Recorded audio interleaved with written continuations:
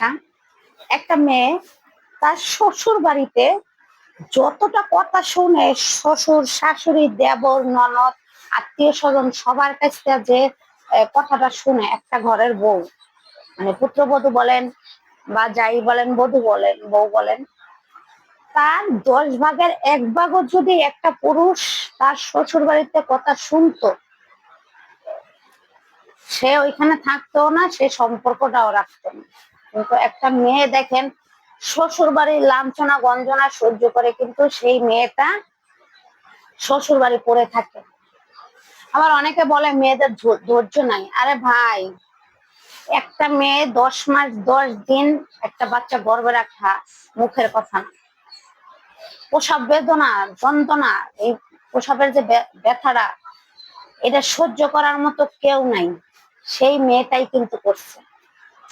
আমার ধরেন সিজারের রুমে এই যে অপারেশন পেটটা কাইটা একটা বাচ্চা বাইর করা অল্প কষ্ট না, অল্প ত্যাগ স্বীকার না, ধৈর্য না।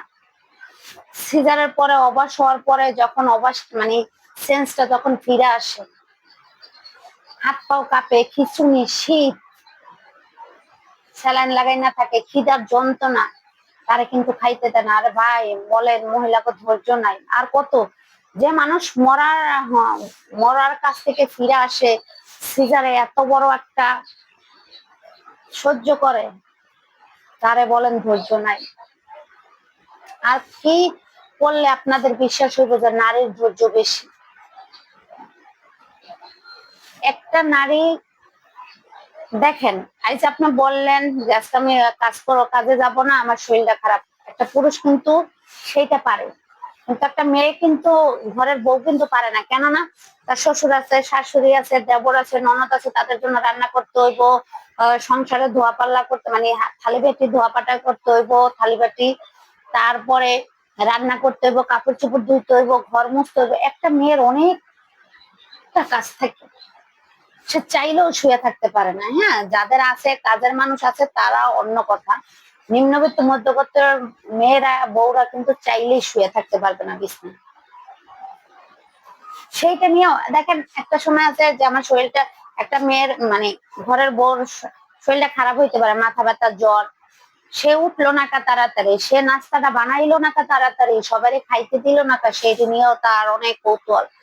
একবারও কি ঘরের হাজবেন্ড জিজ্ঞাসা করছে তোমার শরীরটা কেমন, তুমি আজকে উঠতে দেরি হয়েছে, তোমার শরীরটা কি ভালো লাগতেছে, বা তুমি নাস্তা খাইছো কিনা, তোমার জন্য ঔষধ আনবো কিনা? এটা কি কয়জনে জিজ্ঞেস করে বলেন? এটা কি জিজ্ঞেস করে? করে না।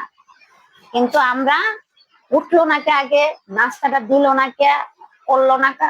নারীর আর কত ধৈর্য, নারী কিন্তু অনেক ধৈর্য। ঠিক আছে, বাপ মারে ফালাইতে একটা স্বামীর সাথে চলে আসে, তার ফ্যামিলিকে মানাইতে একটু সময় লাগে, কিন্তু সেটা আপনারা বুঝেন না।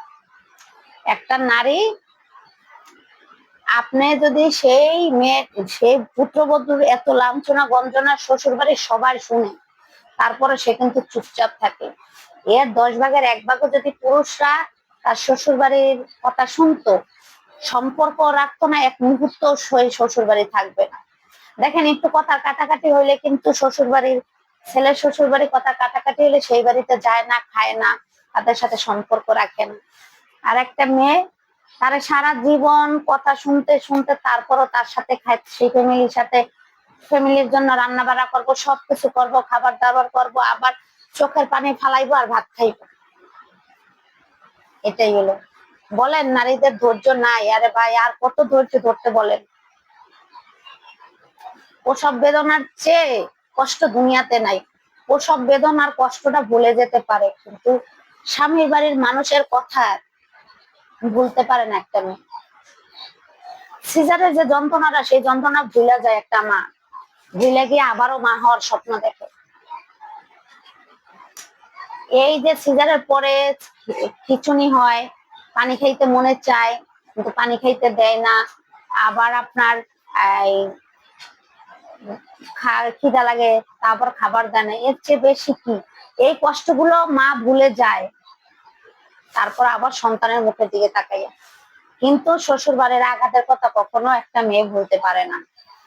আমার কথাগুলো যদি ভালো লেগে থাকে লাইক কমেন্ট শেয়ার করে পাশে থাকবেন, আর যদি ভুল ত্রুটি হয়ে থাকে ক্ষমা দৃষ্টিতে দেখবেন। ভালো থাকবেন সবাই, আল্লাহ হাফেজ, আসসালামু আলাইকুম।